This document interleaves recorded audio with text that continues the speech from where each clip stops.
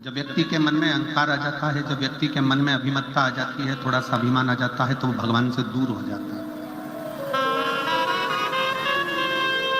तीन चीजें भगवान से दूर कर देती है। पहले नंबर पर व्यक्ति के भीतर का अहंकार, दूसरे नंबर का हमारे भीतर की ज्यादा कामना,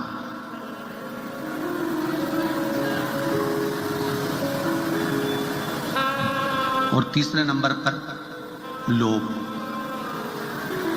एक अहंकार, कामना और लोभ, ये तीन ऐसी है कि जो हमें परमात्मा से दूर कर देती है।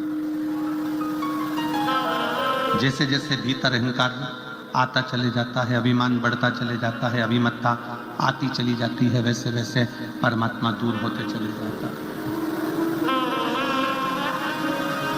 भीतर काम जाग जाता है, कामनाएं बढ़ती चली जाती है।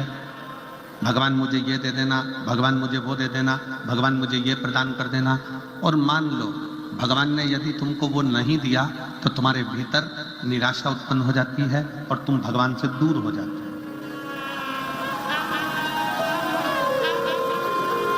एक भीतर की ज्यादा कामना भी परमात्मा से दूर कर देती है। एक हमारे भीतर का लोभ,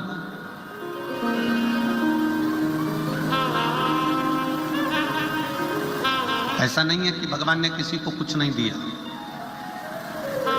शिव महापुराण की कथा कहती है, भगवान शंकर का चरित्र कथा है, शिव महापुराण की कथा कहती है कि पृथ्वी पर जब मनुष्य जन्म लेता है, पृथ्वी पर जब मानव जन्म ले रहा होता है, तब मेरे विश्वनाथ उसके ललाट पर ये लिखकर भेज देते हैं कि तू जितनी मेहनत करेगा उतना तुझे फल प्राप्त होता चले जाएगा।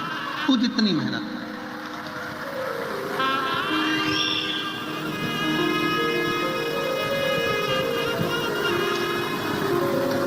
तो जितनी जितनी लगनता से काम करेगा, जितनी जितनी मेहनत से काम करेगा, जितना जितना परिश्रम करता चले जाएगा, उतना उतना तू प्राप्त करता चले जाएगा।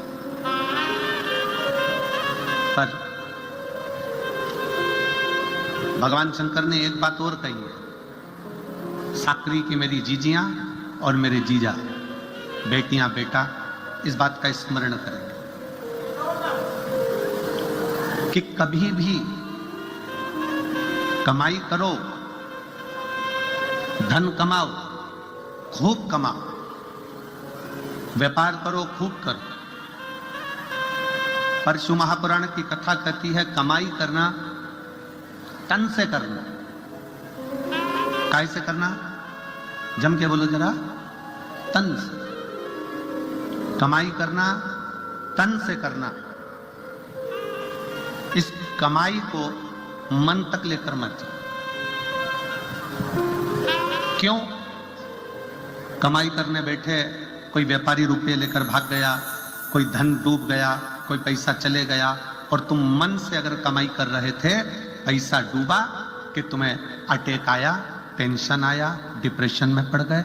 मन से अगर तुम कमाई कर रहे थे तो तुम कहीं ना कहीं बीमार पड़ जाओ। इसलिए शिव महापुराण की कथा कहती है कमाई करो तन से और भजन करो मन से।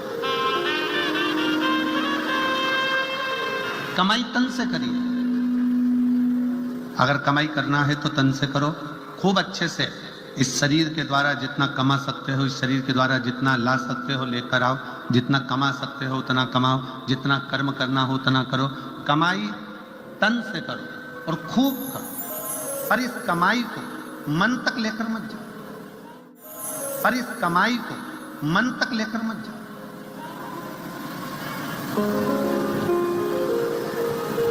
घाटा लग गया, टेंशन बढ़ गया। ज्यादा धन आ गया, टेंशन बढ़ गया। क्यों? क्योंकि तुम उसको मन तक लेकर आए, तुम उसको मन तक लेकर पहुंचे।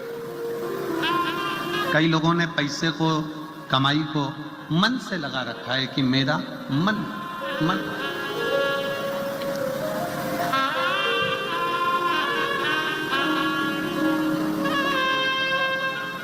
शिव महापुराण की कथा कहती है तुम्हारी कमाई, तुम्हारा धन मन तक नहीं जाना चाहिए। तुम्हारी कमाई, तुम्हारा धन तन तक रहे पर मन तक ना पहुंचे। मन तक पहुंच गया, कोई घाटा लग गया तो तकलीफ, मुनाफा हो गया तो तकलीफ। कहीं ना कहीं व्यक्ति धीरे धीरे धीरे धीरे डिप्रेशन की ओर बढ़ता चले जाता है, टेंशन की ओर बढ़ता चले जाता है। इसलिए शिव महापुराण की कथा कहती है कि तुम्हारी कमाई तन तक रहे, मन तक मत जाने दे।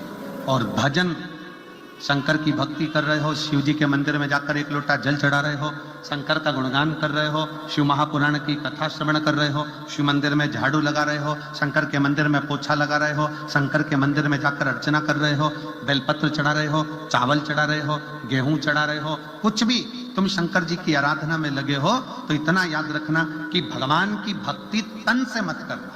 भगवान की भक्ति जितना करना मन से करना। अगर भगवान की भक्ति तन से होती तो जो आंखों से अंधे हैं वो कभी ना कर पाते, जो हाथ से टूटे हुए हैं, शरीर का कोई हाथ टूटा है, कहीं पांव टूटा है, वो भगवान की भक्ति नहीं कर पाते। किसी की श्रवण शक्ति बेकार होती वो भगवान की भक्ति नहीं कर पाते, किसी की जिह्वा नहीं चल पाती वो भगवान की भक्ति नहीं कर पाते। शिव पुराण कह रही है भगवान की भक्ति करने के लिए तन कैसा, गोरे हो काले हो, अच्छे हो विकलांग नहीं हो, कोई विकलांग है कोई अच्छा नहीं है, कोई मालूम पड़े रोगीला है, कोई दुखी है, कोई तकलीफ में है, कोई धनपति है, कोई करोड़पति है, कोई रोड़पति है।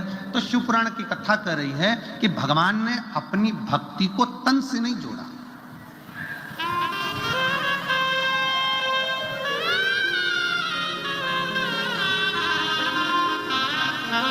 भगवान ने अपनी भक्ति को केवल मन से जोड़ा, केवल मन से।